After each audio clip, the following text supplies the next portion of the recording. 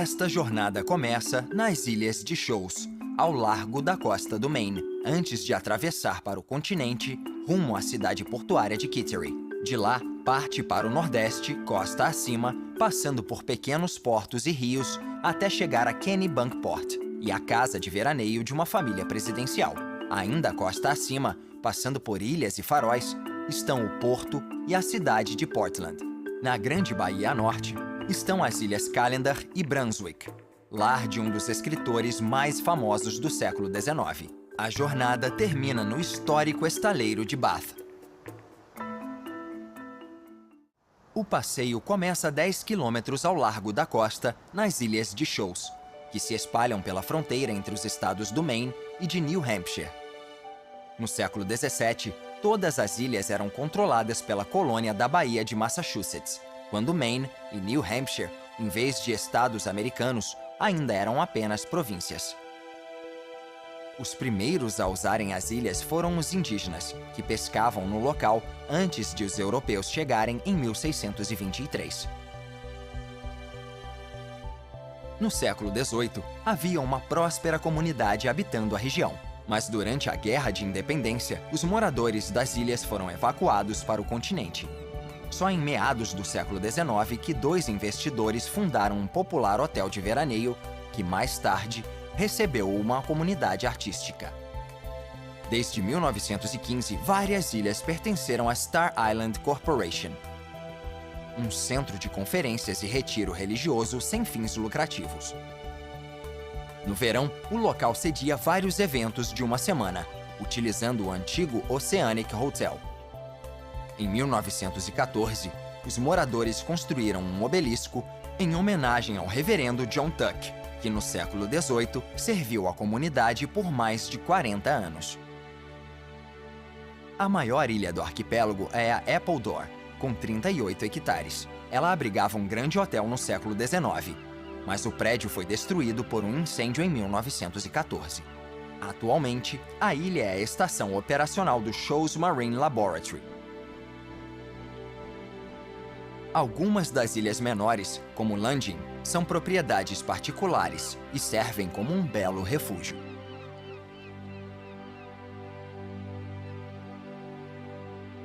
No continente, a fronteira estadual separa as cidades portuárias de Portsmouth, em New Hampshire, e Kittery, no Maine.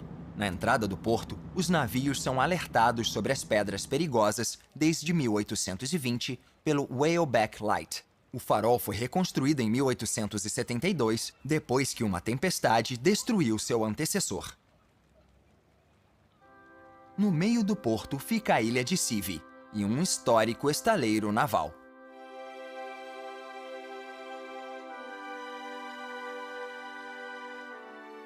Maine e New Hampshire disputaram o estaleiro durante quase 200 anos. Só em 2001, o Supremo Tribunal Americano concedeu ao Maine o título da propriedade.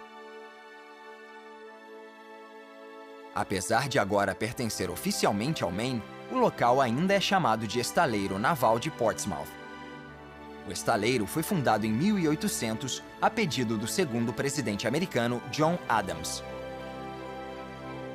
Portanto, esse é o mais antigo estaleiro em funcionamento dos Estados Unidos. E um dos primeiros navios lançados aqui foi o navio de guerra USS Washington, de 74 armas, em 1815. 100 anos depois, durante a Primeira Guerra Mundial, o estaleiro começou a construir submarinos e manteve a atividade ao longo da Segunda Guerra Mundial, quando construiu mais de 70 submarinos. Muitas das construções da ilha são patrimônios históricos, inclusive a prisão naval, erguida em 1905 e apelidada de Castelo. Durante a Segunda Guerra Mundial, o presídio recebeu muitos tripulantes de submarinos alemães. A instituição foi finalmente fechada em 1974. O Forte McClary, construído em 1808, protegeu o porto e o estaleiro em séculos anteriores. Ele foi desativado em 1918.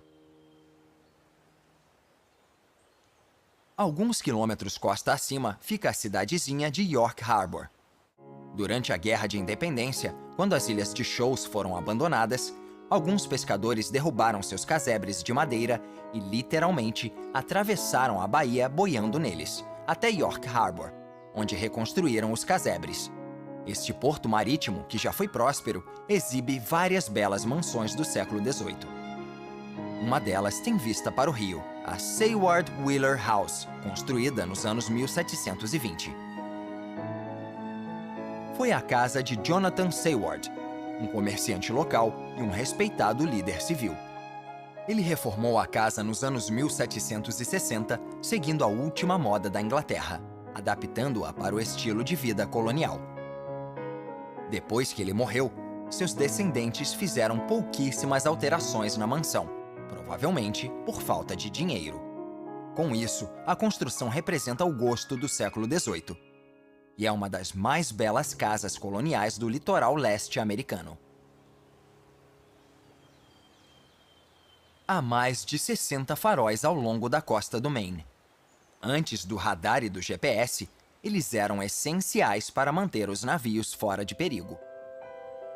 Um dos mais famosos fica na ilha Nubble, na extremidade de Cape Neddick. Em 1874, o Congresso americano destinou $15 mil para a construção de um farol no local que continua em uso até hoje. Conhecido pelos moradores como Noble Light, o farol é um símbolo americano. Tanto que uma imagem dele foi levada na espaçonave Voyager junto com outras da Grande Muralha da China e do Taj Mahal, para o caso de a nave cair nas mãos de extraterrestres inteligentes. As barras da grade que cerca a lanterna são decoradas com réplicas de bronze de 10 centímetros do próprio farol. O Nubble Light já figurou em mais cartões postais, calendários e outros souvenirs do que qualquer outro farol da Nova Inglaterra. Várias das antigas vilas de pescadores agora são muito visitadas. Ogunquit, que significava lagoa costeira para os índios Abenaki, é uma das mais famosas, principalmente por causa de Perkins Cove e de sua ponte levadiça extremamente fotografada. No século XIX, o lugar era muito frequentado por artistas, que eram vistos pintando ao lado dos pescadores, que também exerciam seu ofício. Na mesma época, os ricos ergueram grandes casas que acabaram virando hotéis, como é o caso do Beechmer Inn, construído nos anos 1880. Atualmente, o litoral atrai turistas de muito longe, especialmente no outono, quando as cores das árvores lembram a paleta de um pintor. A praia de 5,5 km é uma das principais atrações da região e forma uma península natural que protege o rio Ogunquit. Ao longo desta faixa costeira, rios sinuosos e de fluxo lento são perfeitos para a prática da canoagem e para o turista se maravilhar com as cores do outono.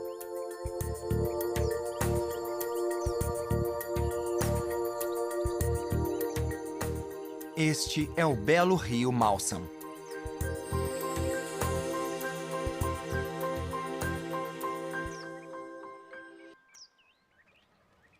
O rio desemboca no mar, perto da praia de Kennebunkport, onde luxuosas casas de todos os formatos e tamanhos contornam a costa.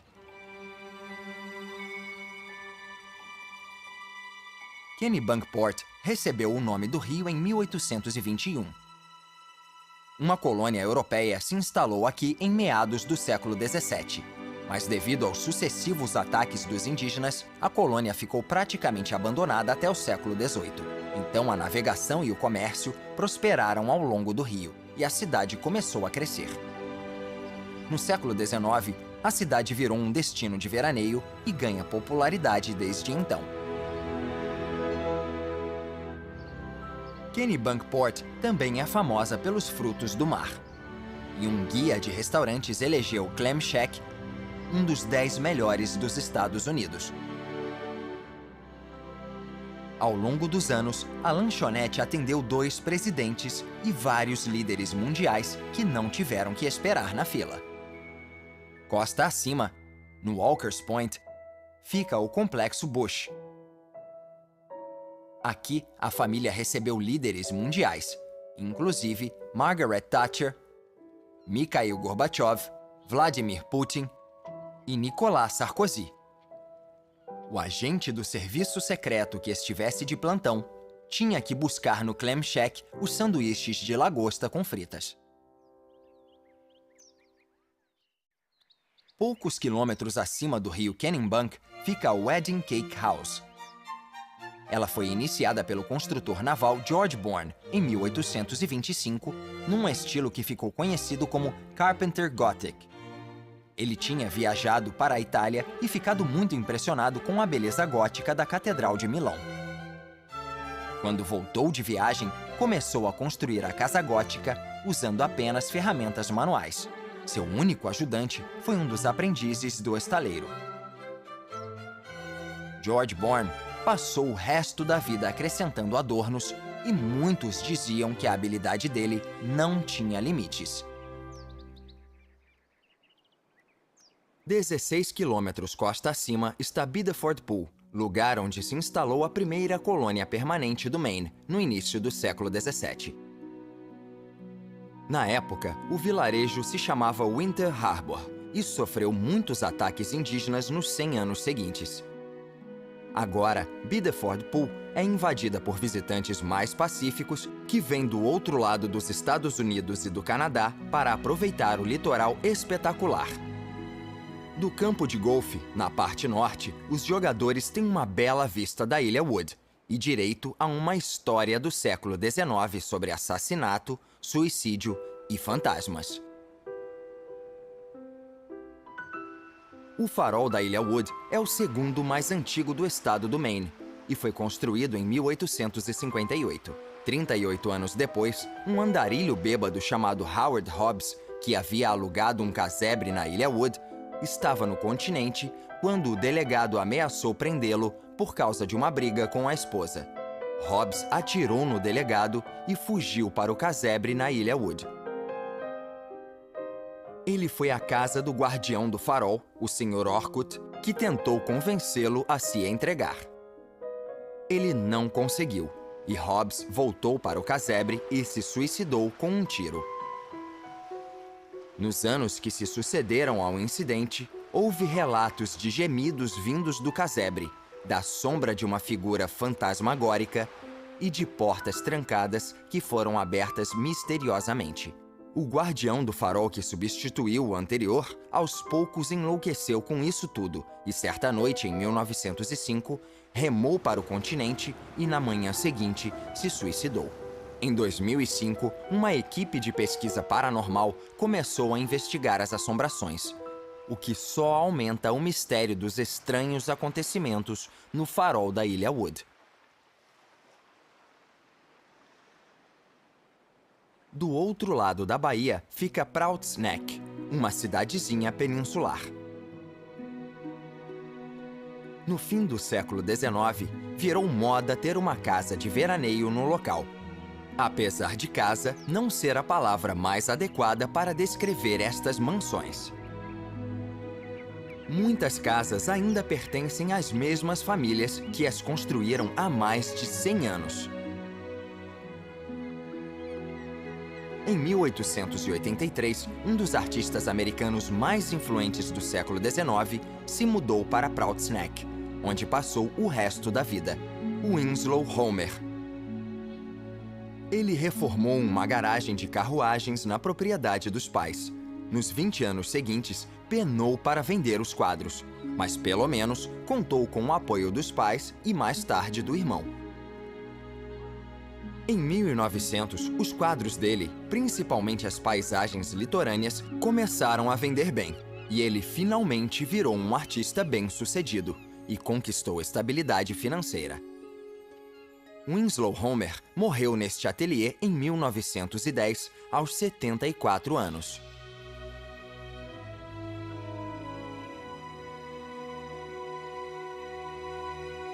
O Portland Museum of Art comprou o ateliê para homenagear um dos maiores pintores dos Estados Unidos. Cape Elizabeth fica na entrada sul do porto de Portland. E antes da construção de 2 faróis, os navios naufragavam nas pedras quando tentavam dobrar o cabo à noite. Os primeiros faróis foram construídos em 1828, mas foram substituídos por 2 estruturas de ferro fundido em 1873. Mas esse sistema foi desativado em 1924. E o farol do continente foi vendido por uma bagatela. O farol de Cape Elizabeth, mais próximo da costa, continua operante. Os navios que entram no porto de Portland se deparam com outro farol localizado num perigoso promontório de pedra. O Portland Headlight foi encomendado por George Washington e concluído em 1791. Desde então, a torre foi encurtada em 6 metros e ampliada de novo em 1864. O poeta Henry Wadsworth Longfellow, que morava em Portland, costumava visitar o farol e talvez tenha se inspirado nele quando escreveu o poema The Lighthouse. Eis 2 versos. A saliência rochosa adentra o mar, e em sua ponta, alguns quilômetros à frente, o farol ergue sua enorme estrutura de alvenaria, um pilar de fogo à noite e de nuvem de dia. Os grandes veleiros navegam para longe e para perto, sacolejando nas ondas intensas. Sempre alegres quando veem o brilho do farol, dão silenciosos acenos de boas-vindas e de despedida. Há 2 fortes na entrada do porto de Portland. O primeiro é o Forte Scammell, da Ilha House, construído em 1808 e modernizado durante a década de 1850. Entre 1907 e 1937, a ilha e o forte foram usados como centro de imigração e considerados a versão nortista da Ellis Island, no porto de Nova York. Em 1857, o Forte Gorges foi erguido para ampliar a defesa do porto.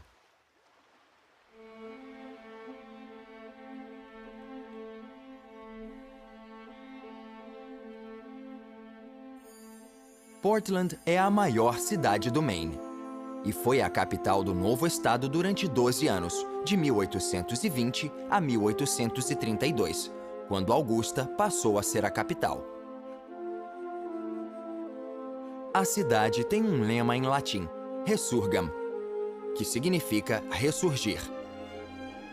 Isso se refere ao grande incêndio que ocorreu em Portland em 1866 e destruiu 1.800 construções, deixando mais de 10.000 pessoas desabrigadas.